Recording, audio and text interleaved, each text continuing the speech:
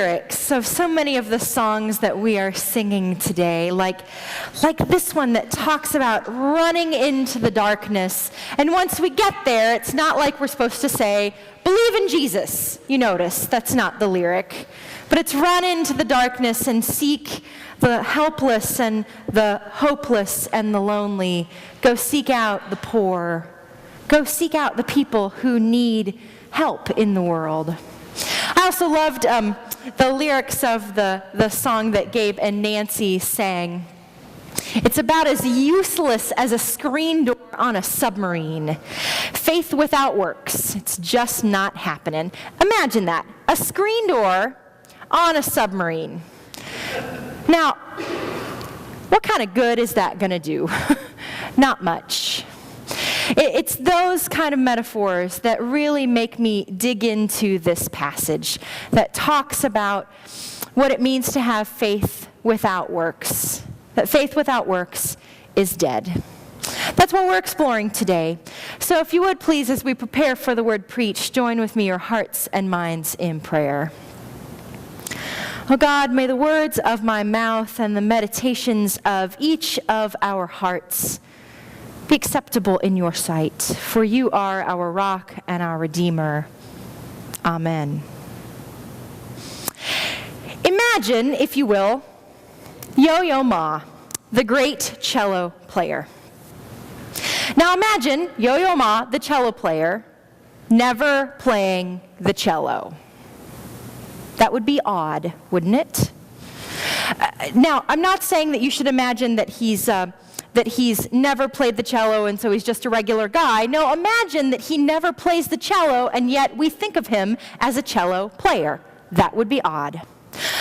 Imagine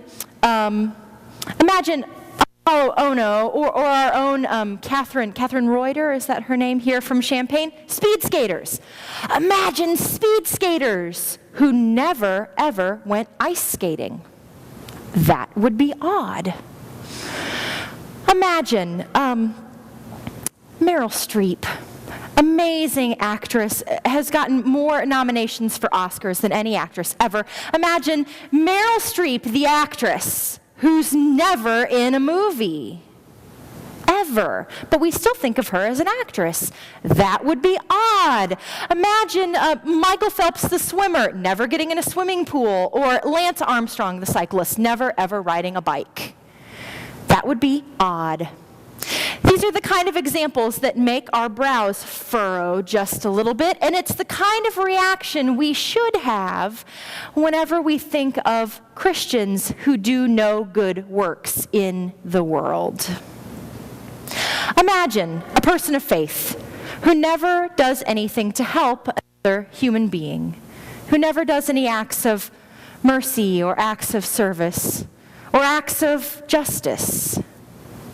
This should make our brows furrow just as much as thinking of Michael Phelps never ever getting in a swimming pool.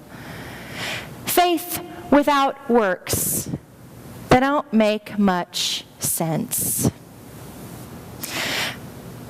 Oftentimes, we think of faith as being a matter of our heart and our head.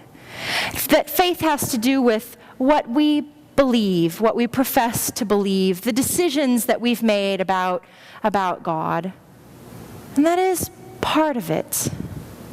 But faith is much more of a heart and hands thing rather than a heart and head thing.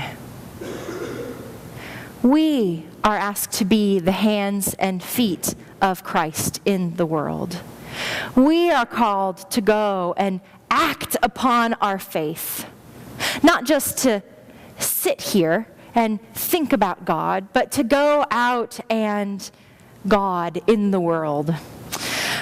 Some famous theologian way back when said that God ought to be a verb, that we're to go out and do God in the world. Now, at the same time, we ought not think that God, wherever God is sitting, if God sits for that matter, keeping tally of what we do. It's not like today God's going to look at the folks who are going out to to the Time Center to serve dinner and say, oh, Jan Peety, gold star. Oh, Laura Stevens, gold star. The Wolfs, gold star. Going home and sitting and watching a movie? It's not like God is doing this. It's not like God is keeping a tally. It's not about proving ourselves. We don't have to prove ourselves or our faith in God to God. But if we're going to be people of faith, then we ought to act upon that faith. When I was interviewing here, and then over these first few months of my ministry, getting to know you all, I've heard this story repeated sort of over and over and over again. I've heard people say, well, we used to do a lot